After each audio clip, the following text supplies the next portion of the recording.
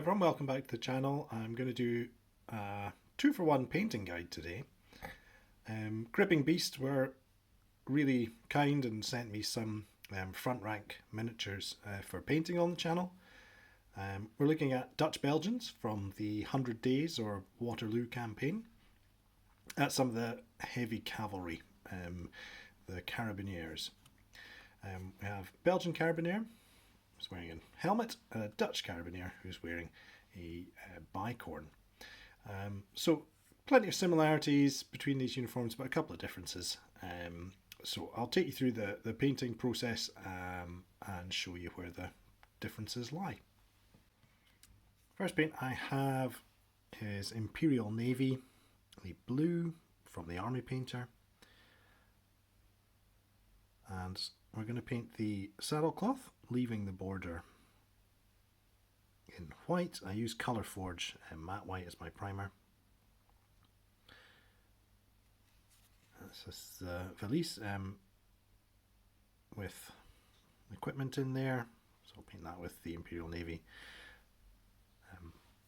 And the jacket, avoiding the gauntlets, epaulets where we have them, and lapels, the facings in the centre. And this is going to apply to both the Belgian and the Dutch. Dutchman has doesn't have fringed epaulets,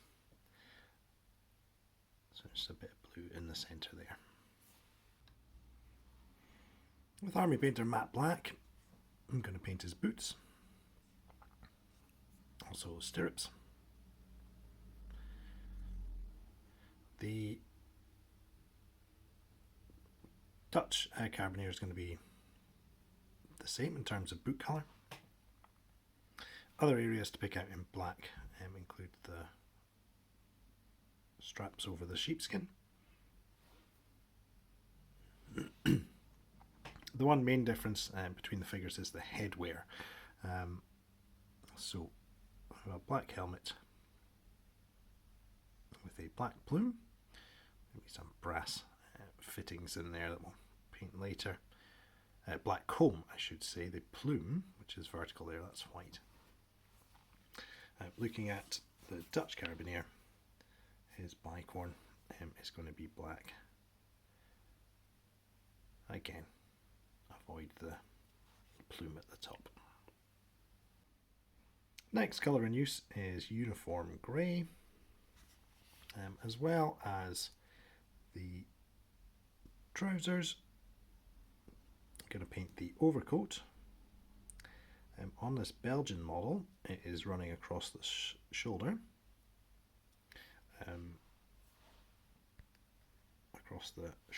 a bit better focus there. On the Dutchman, it is lying on top of his valise at the back there. Our cavalry troopers are sitting on a sheepskin, so I'll paint the wool part of that with some worn stone. The wolf's teeth, the jaggy bits around the outside, will be in the facing colours, which we'll do later. For his skin, I'm using a Speedpaint.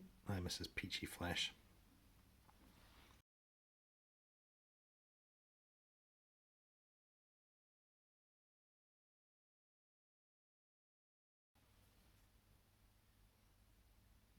I've got a little carbine. I've got some Brigandine brown for the base coat on the wood.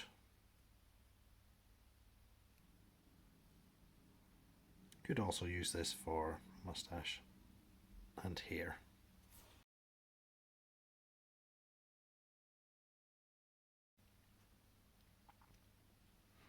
So now I'm tackling one of the big points of difference between the models. It's the colour of the facings. So for our Belgian trooper, lapels, collar and turnbacks, as well as the wolf's teeth on the sheepskin.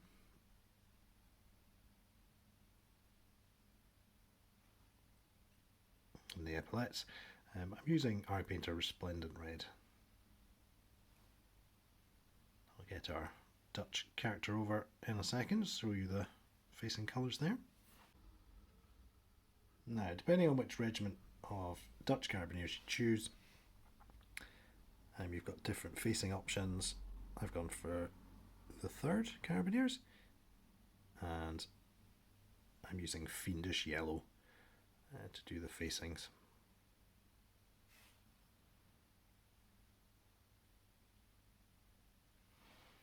The Dutch Carabiniers jacket is longer than the Belgian, so you've got more of the turnbacks visible on this chap.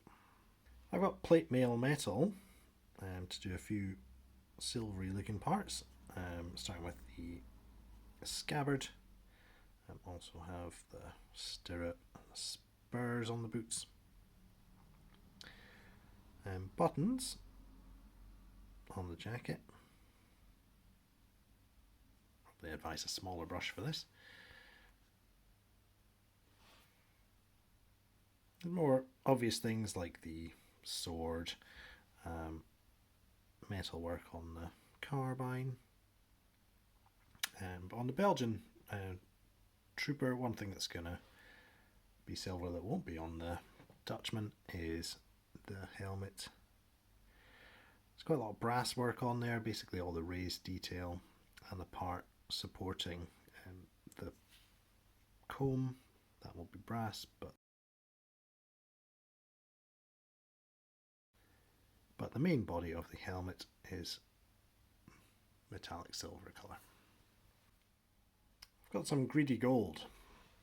As I was mentioning, quite a lot of brass areas on the helmet. It includes the chin strap. There's a rather lovely lion's face sculpted into the front of the helmet. And then there's the support for the comb as well. On the Belgian model, the hilt of the sword, the basket there, is also brass colour, but would be silver on the Dutch. I'm bringing the Dutch Carabinier in just to show off a couple of areas of difference, and also some areas of similarity that are easier to get to on the Dutchman. These include the buckles on the strap on the back, done with greedy gold. I mentioned the hilt of the sword before, again done with that silver colour. Both models have a buckle on the belt on the front to pick out greedy gold, and greedy gold was used for the end of the scabbard on both models. On the bicorn, I've used some plate mail metal for the pin and some of that resplendent red for the cockade. Starting some washes, just sticking with the Dutchman, I've got some light tone. We'll put this over the yellow facings, and on both models I'll use it on the sheepskin as well. On the Belgian model, I've got some red tone, and unsurprisingly perhaps, I'm going to apply this to the red areas. I'm coming in with a wash now of dark tone. This has been diluted in an equal parts mix with Speedpaint medium. I'm going to try my best to avoid the yellow areas. It's not the end of the world if they splash on them, because I can highlight it back up. But I want them to look fairly bright still, and the wash could darken that down unnecessarily. I won't do the skin either.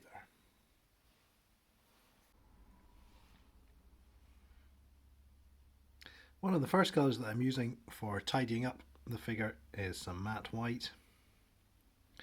Things like the gloves and the plume and the strap, they're all going to benefit from careful application.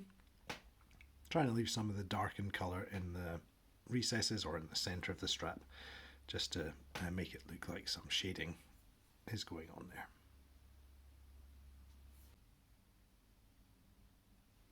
I'm going to give the blue of the jacket and the saddlecloth a quick highlight with some Regal blue. So the Iron Painter triad system is quite useful. I'll show you which paint is a good highlight for the previous one.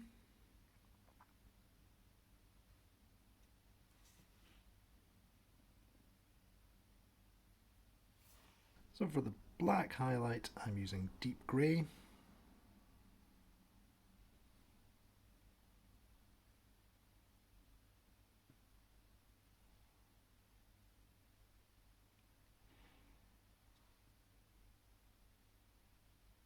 For the comb, a dry brush will probably speed up that process there.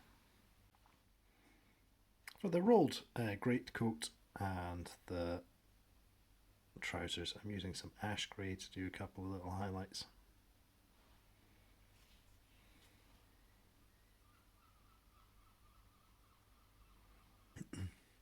This is bootstrap brown. Highlight for the wood.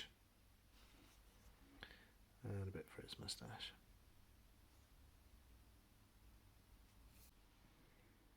There's been a splodge of brown at the tip of his nose that's been bothering me for a while.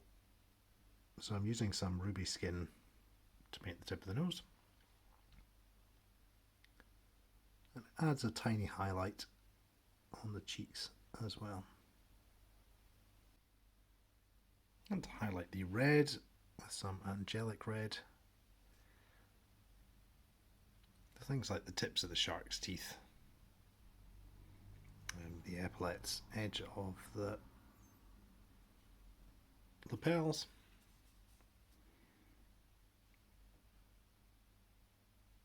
and the turnbacks. The cockade highlight on the Dutchman is with legendary red.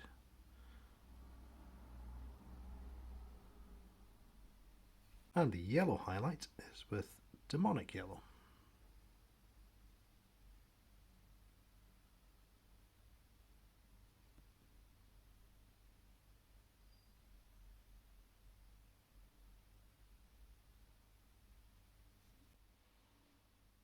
First metal highlight colour is shining silver.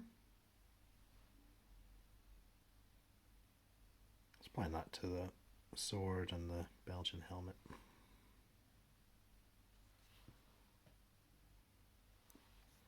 On both models, there's the scabbard to highlight. Things like the stirrups as well. Rotating the model around, you can see some more of the sword blade to do, but also the carbine. My highlight colour for the brass areas is bright gold.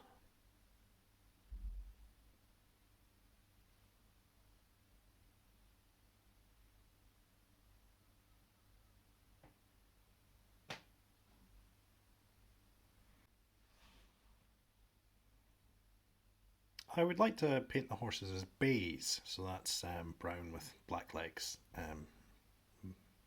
mane and tail. I've sprayed them with Raven Black from Colourforge. The first step is to give the model a light dry brush with some pale sand from the Iron Painter. For things like the reins, you're kind of getting an instant finish on them.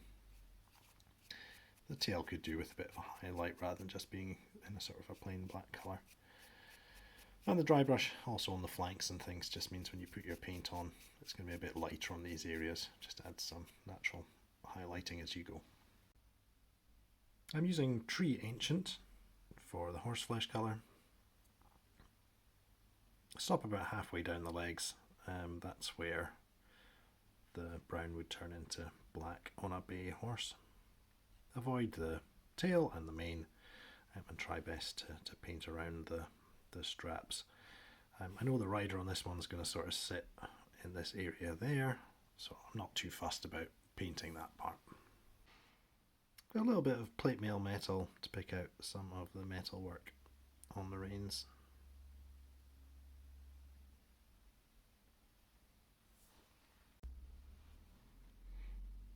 Add some shading with a dark tone wash, diluted in equal parts with Speedpaint medium.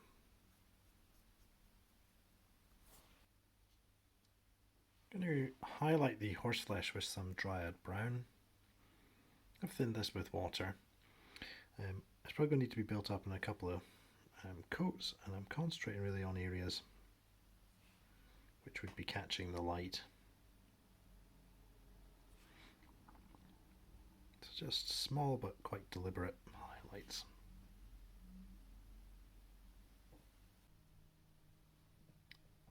The highlight colour of Dryad Brown is maybe a bit sharp, so we can blend that back in with some Tree Ancient, which was the original base coat.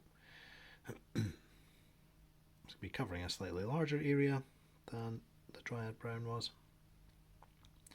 but because it's thinned, it's going to be a bit translucent. It'll show through that lighter brown and tie it back in with the base coat, so this is a bit of a glazing technique. And here's a look at the models finished and based with some static grass and tufts. I did use my Staedtler pigment liner with a 0.05mm tip to dot in the eyes, and also do some black lining around things like the straps, and that just helps them stand out against the cloth behind. Very grateful to Gripping Beast for sending me these models from the front rank range. Excellent range of metal 28mm Napoleonic figures, and I suggest you check them out. They do far more than Dutch Belgians. Every major player and some minor players in the Napoleonic Wars are available. I hope this was a useful tutorial.